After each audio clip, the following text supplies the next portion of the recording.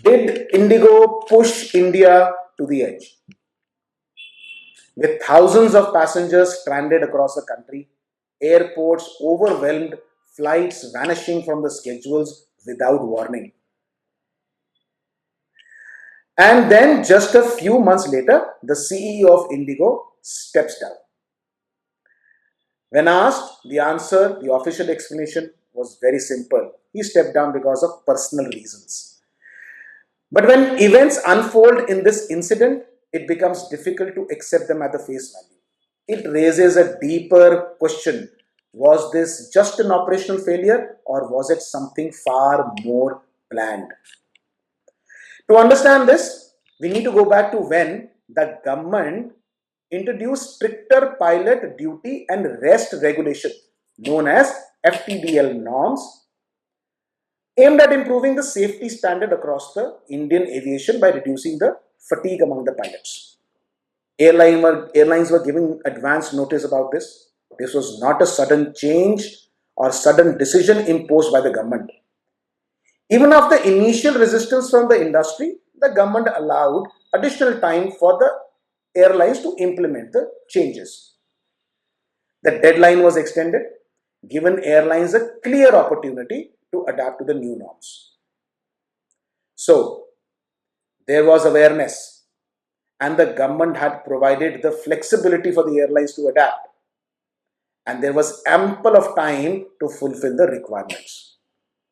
Yet, despite all of this, one airline, the largest in the country, found itself at the center of massive operational collapse. In the December of 2025, IndiGo cancelled thousands of flights within days.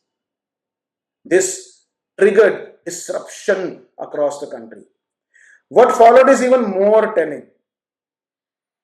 The pressure created by these cancellations didn't stay just within aviation.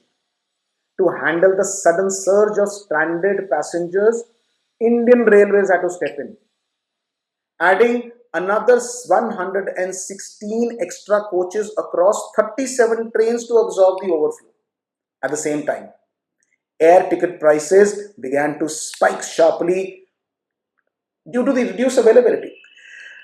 This forced the regulator, DGCA, to intervene and impose fare caps to control the escalating prices. Now think about that for a moment. An airline's internal disruption had now spilled over into the national transport ecosystem, forcing intervention at multiple and very higher levels. And this is where the situation becomes difficult to be dismissed as a simple mistake. IndiGo is a very structured and highly experienced airline. It is widely regarded as one of the most disciplined and process-driven operators in the global aviation and one of the leading low-cost carriers in the world. Its entire model is built on precision, tight scheduling, efficient crew utilization, and absolute meticulous planning. This is an airline that does not typically make large-scale operational errors, which is exactly why this breakdown raises critical concerns. When an organization known for operational excellence like IndiGo fails at this scale, despite having time, warning, and flexibility, it becomes increasingly difficult to explain as just mere oversight. Now, this is the real question. The new FDTL, the norms, regulations brought one major change: higher operational cost. Airlines post this regulation would now need to hire more pilots, restructure operations, and accept lower utilization of their existing fleet. In very simple words, profitability would take a hit. So the question is no longer just what went wrong. The question is, why did it go wrong in this manner? Because when disruption happens at this scale and at this exact moment, the possibility that it was entirely intended becomes difficult to ignore. And then in March 2026, a few days ago, CEO of IndiGo Peter Elbers steps down. The timing is striking, no detailed explanation, no prolonged transition, which raises a fundamental question. Can a disruption of this magnitude truly be a result of one individual's failure? Or was he simply the face of the much larger decision? This entire episode forces us to confront uncomfortable reality. Aviation is not just another business. It is a system built on trust. Trust that passengers will reach where they need to safely and on time. When that trust is broken, the consequences go far beyond inconvenience.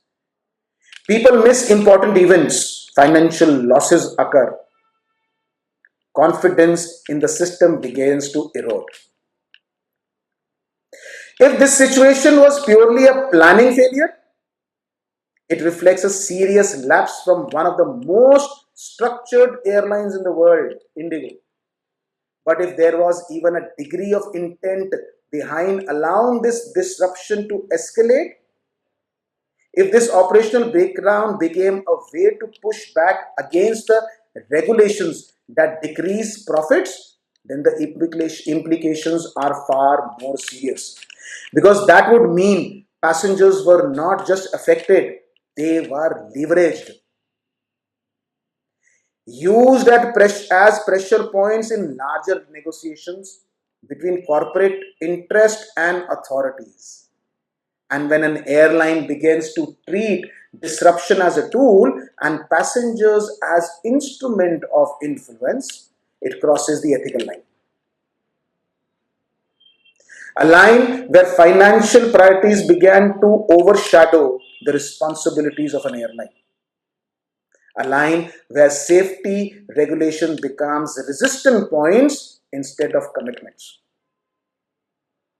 And a line where question is no longer about efficiency, but it's only and only about ethics.